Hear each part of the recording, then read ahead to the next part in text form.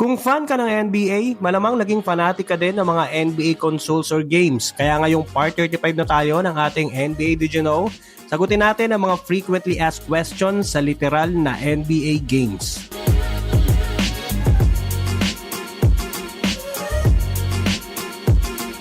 Ang larong NBA Live ang hari ng NBA game noon. Nagsimula noong 1994 bilang NBA Live 95 na ginawa ng EA Sports. Simula noon, naging staple na siya sa mga basketball video games. May bagong versions taon-taon, iba't ibang platform, maging PC, consoles, handheld, o maging sa tinatawag namin noon na bidyuhan. Sa iba, arcade naman ang tawag doon. Yung huhulugan mo ng tigpipiso para makalaro. Habang ang NBA 2K naman ay lumitaw noong 1999. Eksklusibo muna siya sa Sega Dreamcast, gawa ng Visual Concepts at published ng Sega. Kahit dumating na si NBA 2K, NBA Live pa rin ang hari pagdating sa pangalan at popularity. May maganda silang reputation sa gameplay, modes at customization. Pero unti-unti nagsimula yung pag-angat ng NBA 2K dahil sa realisms, better graphics, smoother gameplay at mas maraming features na gusto ng mga hardcore gamers. At turning point na talaga yung mga releases lahat noong mid-2000s. Halimbawa noong 2005, lumabas yung NBA Live 06 at NBA 2K6 sa bagong generation ng consoles. Ang NBA 2K6 tumanggap ng mas positibong feedback kaysa sa live version noon. Noong mga taon na to ay nagsimula yung pagbaba ng marka ng NBA Live sa mga players. Noong 2010, critical era, ang EA Sports ay sinubukang i-revamp ang franchise sa titulong NBA Elite 11. Pero nagkaroon ng issues at kansilado ito bago pa man lumabas. Habang ang 2K11 lumabas ng malakas, may mga bagong feature na nagustuhan gaya ng Jordan Challenge Mode. Simula noon, ang NBA 2K ay patuloy na nagpapa-evolve. Improvement sa graphics, animation, career modes, online play, my career, my team, my NBA at madami pang iba. Habang ang NBA Live naman, nagkaroon ng mga comeback years gaya ng NBA Live 14, NBA Live 18, NBA Live 19 pero hindi na niya inabot yung same level ng dominance. Madaming batang gamer ang nagsasabing si Jay-Z ang owner ng NBA 2K. Actually, hindi.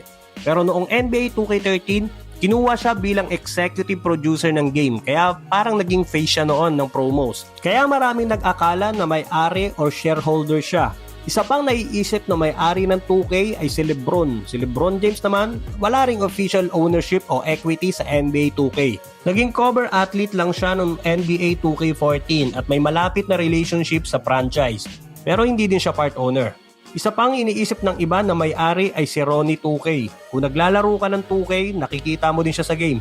Pero hindi din siya ang may-ari. Sa totoong buhay, siya ay si Ronnie Singh. Siya ang marketing executive para sa franchise ng NBA 2K. Siya yung mukha ng NBA 2K sa social media. Yung nag-aanunsyo ng mga ratings, updates, collabs, at direct na nakikipag-usap sa mga fans. Ang totoong may-ari ng NBA 2K ay yung publisher ng 2K Sports na under ng Take-Two Interactive Software Inc. Ito yung parents company na listed sa Nasdaq. Sila rin ang may-ari ng Rockstar Games na I'm sure familiar ka doon kasi yon ang gumawa ng GTA at Red Dead.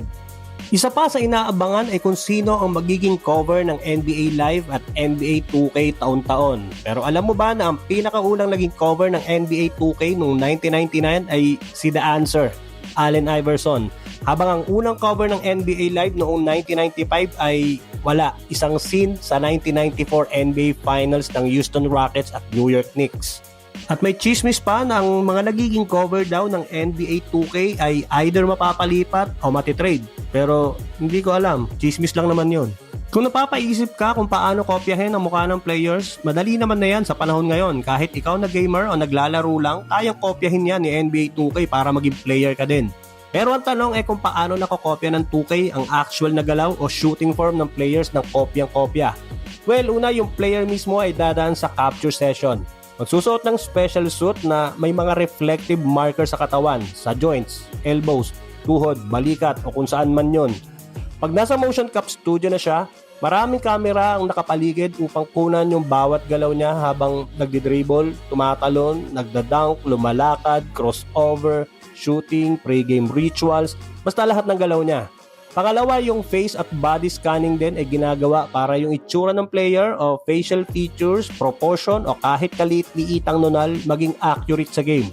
So lahat na nakikita mo sa mukha, buhok, mask ay hindi lang animation kundi real scan talaga yan. Ang susunod na tanong dyan, may bayad ba ang mga players? Ang sagot, syempre naman, maaari ba namang wala. Pero hindi diretso per player ang bayad ng NBA 2K. Halos lahat naman ng players ay nasa ilalim ng NBPA o NBA Players Association.